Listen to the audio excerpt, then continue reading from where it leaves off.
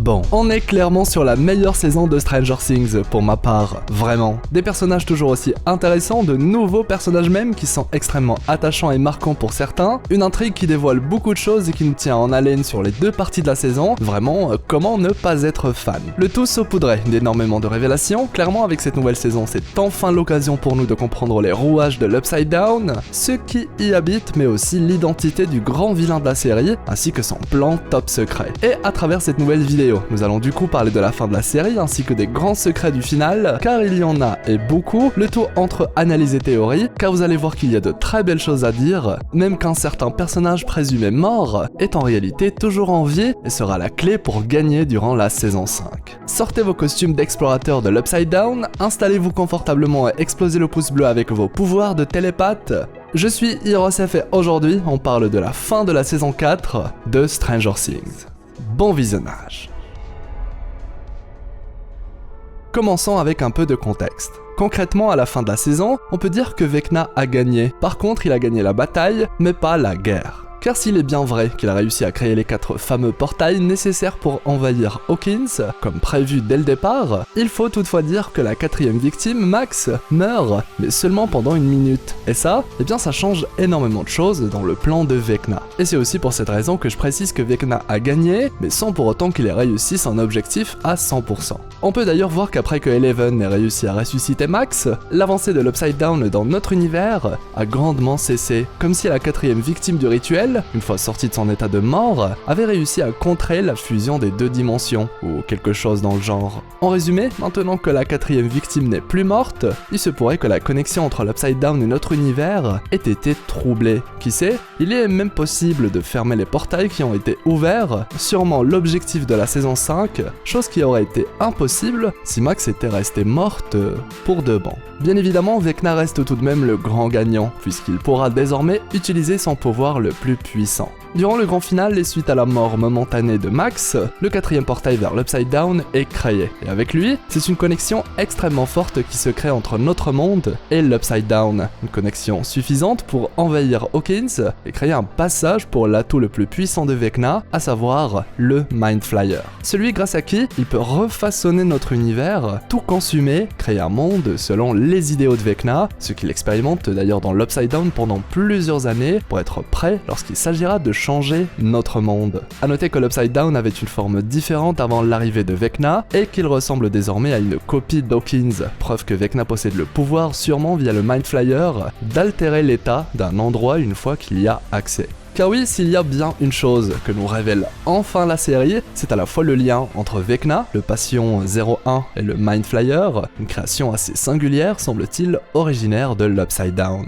On apprend ainsi, suite à l'affrontement de 11 et 1, que Eleven a banni Henry Krill dans l'Upside Down, une autre dimension que Eleven a réussi à localiser avec ses pouvoirs, jusqu'à être capable de créer un portail direct vers cet endroit et y envoyer celui qui deviendra plus tard Vecna. Bien sûr, Eleven n'a absolument rien prévu, et que ce soit la création du portail ou le bannissement de 1 dans cet endroit, tout est arrivé instinctivement durant leur affrontement. Comme une réponse au combat de 2 êtres extrêmement puissants, capables de plier la réalité et d'ouvrir le passage vers d'autres fenêtres de l'existence. L'Upside Down est alors présenté comme un endroit qui a toujours existé, une dimension qui possède ses propres rouages, un endroit inconnu pour l'humanité dont Henry Krill a été le premier explorateur. C'est ainsi qu'il découvre entre autres l'existence des Démodogs, les Démogorgons ou autres. Mais surtout, c'est là-bas durant ses explorations qu'il tombe un jour nez à nez avec une entité qui pour lui représente ce qui se rapproche le plus du divin. Un être au pouvoir infini, un être qu'il va pouvoir remodeler avec ses capacités psychiques. Il va même réussir à l'influencer pour en faire une arme. C'est ainsi que cet amas de particules, cette sorte de créature gazeuse géante, va prendre la forme d'une araignée et devenir le moyen pour Henry, alias numéro 1, de devenir Vecna et de préparer son plan pour contrôler notre monde. Le Mind Flyer, comme on le connaît, est alors créé.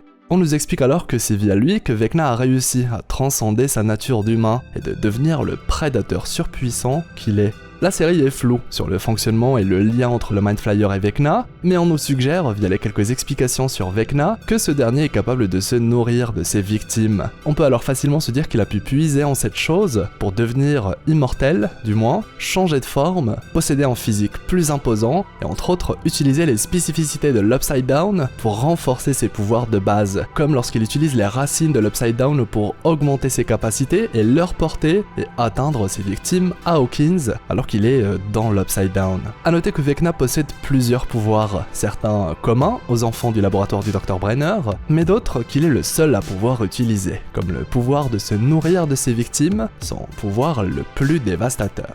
On nous explique par exemple dans la série que les victimes de Vecna, même mortes, restent avec lui, en lui, comme des prisonniers, comme s'il était capable d'aspirer leur conscience, ne laissant absolument rien derrière lui. En gros, les victimes de Vecna sont plus ou moins toujours vivantes en lui. Et c'est, je trouve, une explication bien trop précise de la part de la série, pour ne pas être utilisée plus tard. Et justement, ça cache le secret pour sauver Max, et de présenter son retour en saison 5, son vrai retour bien vivante, et en bonne santé. Car si Eleven a réussi à ressusciter Max, son corps du moins, qui est fonctionnel puisqu'elle respire mais est seulement dans le coma, et bien lorsque cette dernière essaye de trouver la conscience de Max pour entrer en contact avec elle et la réveiller, elle ne trouve absolument rien. Et vous savez quoi? Il est certain que c'est à cause de Vecna qui tient l'esprit de Max prisonnier. Et c'est sûrement ce que va essayer la saison 5 d'expliquer, qu'il est possible de retrouver la conscience de Max à l'intérieur de Vecna et de la libérer, pour qu'ensuite Eleven la trouve en cherchant son esprit et arrive cette fois à la réveiller de son coma, signant le retour de ce personnage clairement très important. Autrement dit, rassurez-vous, Max va revenir dans la saison 5.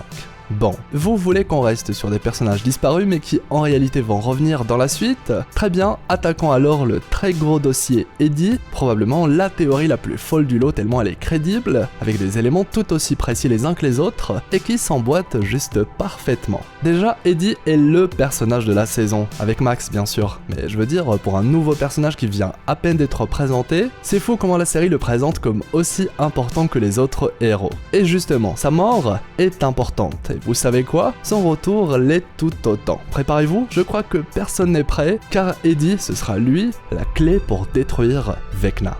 Premièrement, c'est avec Eddie qu'on découvre qui est Vecna, le vrai Vecna, un monstre très puissant dans D&D, Donjons et Dragons, puisque c'est désormais à Eddie de gérer les parties de Donjons et Dragons, un jeu très important duquel la série s'est inspirée depuis le tout début. Le Démogorgon, le Mind Flayer ou encore Vecna, ce sont à la base des monstres du jeu. Nos héros ne font qu'emprunter ces noms pour les vilains qu'ils rencontrent via l'Upside Down. Et c'est très intéressant de remarquer que lorsque Vecna est présenté durant la première partie de D&D de la saison, Dustin s'empresse de dire que Vecna a été vaincu par Cass. Là encore, une précision très intrigante et intéressante pour ne pas être utilisée par la suite. Et vous savez qui est ce fameux Cass? Eh bien c'est un lieutenant de Vecna, celui qui va le trahir et le tuer. Et vous l'avez dans le mille, c'est Teddy lui-même qui deviendra dans la saison 5 Cass, le mi-humain, mi-vampire. Même que plein d'éléments dans la série nous mènent sur cette piste. Déjà, Eddie est mort après l'attaque de chauve-souris de l'Upside Down. Et vous le savez que les chauves-souris et les vampires, c'est une grande histoire d'amour. Ensuite, Eddie combat avec un bouclier dans une main et une épée dans l'autre. Un détail qui, vous allez le voir, est très important. Et enfin, pour l'instant du moins, Eddie a un tatouage de chauve-souris, qui pourrait là encore le lier aux vampires, qui dans plusieurs univers sont à l'origine de la transformation en vampire.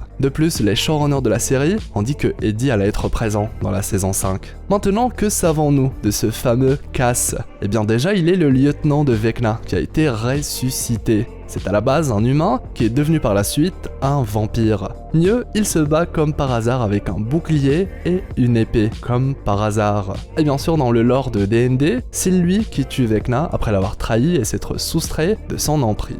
D'ailleurs, Cass est d'une certaine manière sous le contrôle de Vecna, ce qui pourrait là encore nous aiguiller vers un Eddie ressuscité par Vecna, puis utilisé par lui pour faire face aux autres héros de la série et les tourmenter. D'ailleurs, à un moment de la série, on nous parle même de tuer Vecna avec un pieu dans le cœur, poussant Steve à demander si Vecna était un vampire. Pour couronner le tout, Eddie n'a pas eu le droit à un hommage ou une sorte de funérailles de la part des héros, ce qui pousse clairement encore plus à croire à son retour, surtout que le personnage est devenu extrêmement populaire et apprécié des fans. Et si vous n'êtes toujours pas convaincu après tout cela, du retour du personnage en saison 5, et en vampire, le fameux Cass, ressuscité et contrôlé par Vecna, etc., eh bien je vous laisse avec un autre tatouage du personnage, bien visible dans la série, à méditer. En tout cas pour ma part, il y a trop d'éléments pour ne pas que ce soit vrai. Du coup, comme pour Max, je rassure les fans d'Eddie, puisqu'il va revenir, mieux, c'est lui qui va tuer Vecna, comme prophétisé par Dustin durant la partie de Donjons et Dragons. C'est de loin ma théorie préférée de la saison concernant notre rockstar de l'Upside Down préféré. Et tant qu'on y est, comme Cass est une sorte de poupée contrôlée par Vecna, et que Eddie va l'être aussi, je trouve ça drôle que la musique qu'il joue à la guitare dans l'Upside Down s'appelle comme par hasard Master of the Puppets, le maître des poupées ou le marionnettiste en français. Bref, là c'est trop gros, passons à autre chose. Hâte en tout cas d'avoir vos retours sur l'un des personnages les plus importants de la prochaine saison. D'ailleurs, un autre personnage va lui aussi être central à la saison 5, et vous l'avez dans le mille, c'est bien Will. Un Will qui est très mis en avant durant le final de la série. Et si vous n'avez pas très bien compris pourquoi, eh bien déjà sa connexion avec l'Upside Down et le Mind Flyer n'est plus à prouver ou à rappeler. Mais encore plus important, sa connexion avec Vecna lui-même n'a pas cessé de nous être suggérée tout au long de la série. Dites-vous que Will c'est littéralement Vecna, juste il ne possède aucun super pouvoir. Souvenez-vous, Will comme Henry 01, le fameux Vecna, a été présenté comme un enfant spécial, quelque chose qui a été dit et redit dans la saison. Sa manière de rêver est une réplique de Henry Krill, ses dessins aussi, qui sont de nature prémonitoire, et qui sont d'ailleurs les mêmes, la manière avec laquelle il découvre le Mind Flyer, etc., etc., etc.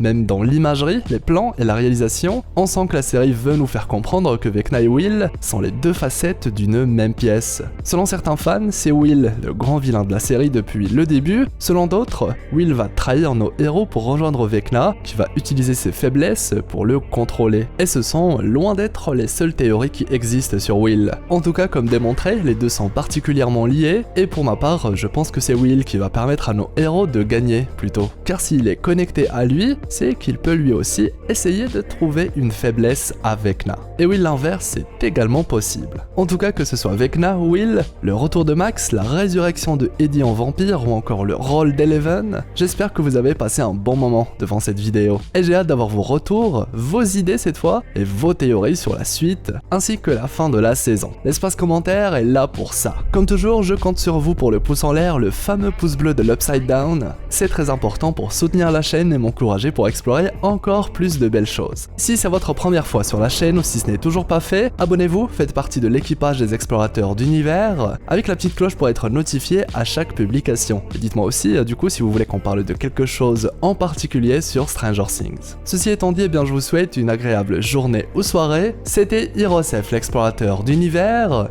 pour vous servir.